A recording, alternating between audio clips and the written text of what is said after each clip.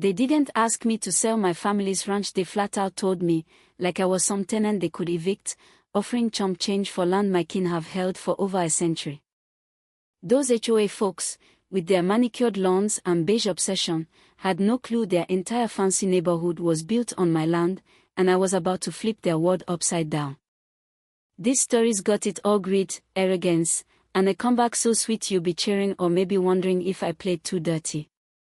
I'm Ethan Harper, 42, a Colorado boy through and through, raised on Willow Ridge Ranch, 300 acres of hills, pines, and a creek that hums at night. I worked a few years in Denver as a forensic accountant, but this land, where Grandpa taught me to rope under endless stars, is my soul.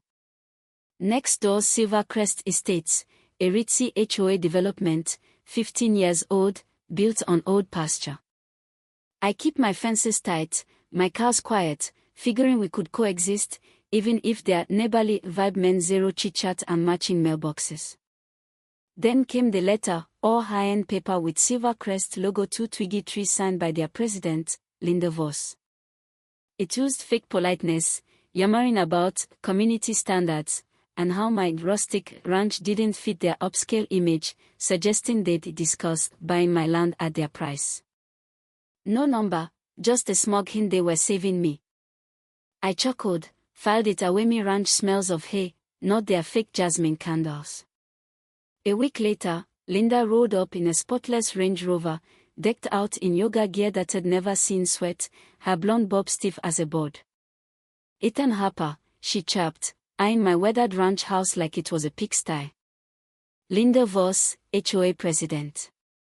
About our offer, I nodded, keeping cool. I don't take to folks acting like they own me. "Your ranch, while quaint," she said, "hats are aesthetic.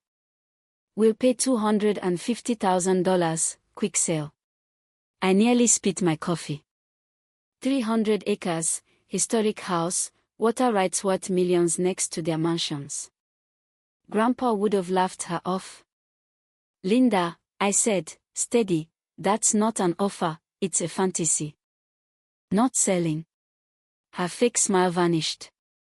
"Our residents demand standards, Ethan. Your cows, they stink. That ugly fence, it's a problem." "Ugly?" "That fence was rock solid, rebuilt last spring." "We are being generous, given the circumstances," she hissed. "Circumstances?" I leaned in. "You mean wanting my land for nothing?" She huffed. "We have bylaws. Progress isn't optional." I tipped my hat. "Chores call. Good day." Her Range Rover roared off, gravel flying, and I knew trouble was brewing.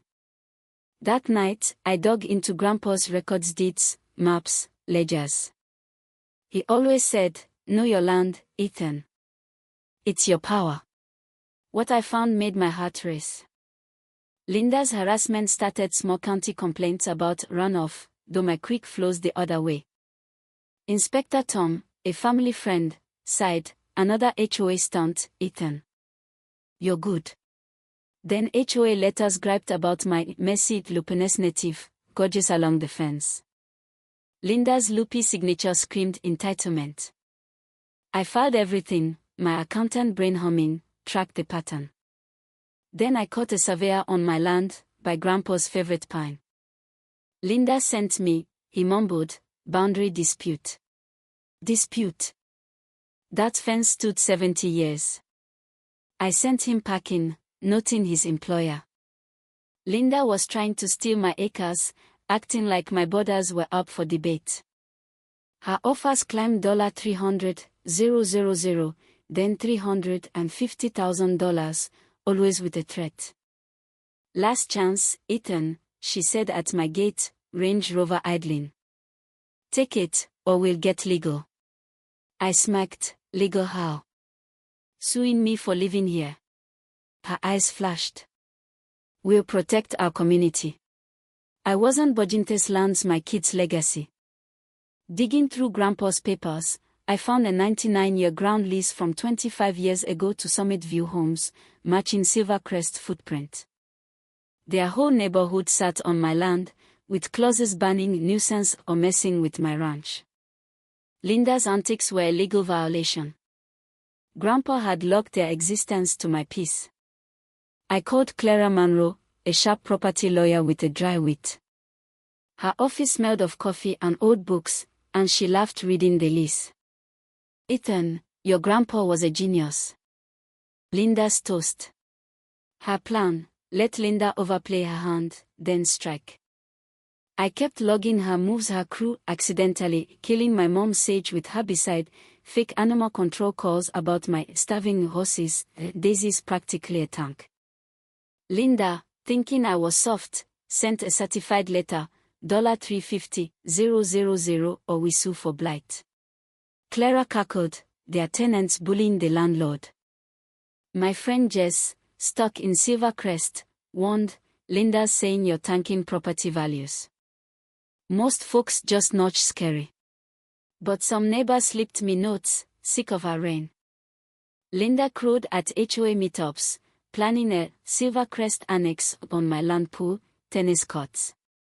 When her 30-day deadline hit, Clara and I drafted a notice: Silvercrest on Harper land, Linda's breaches harassment, trespass could end the lease. We didn't send it. This needed drama. Linda called an emergency HOA meeting, raging about my defiance. Just texted, she's pushing to sue, got a shady lawyer. Perfect. Clara and I strolled into the beige-drenched clubhouse, late, letting Linda rile a crowd of 50.